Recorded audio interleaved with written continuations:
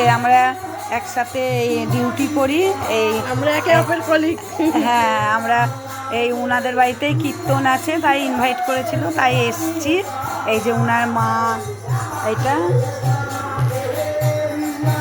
মায়ের এটা আসছে না কেন, দিদারে আলাদা করে এসছে দেখো একটুখানি।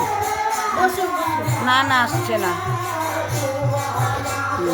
তাকান, এই যে আমার ওই কলিকের মা, হ্যাঁ, অনেক বয়স হয়েছে। তোমাদের ভিডিওটা ভালো লাগলে সাবস্ক্রাইব, শেয়ার, লাইক করো। আমার মেয়ের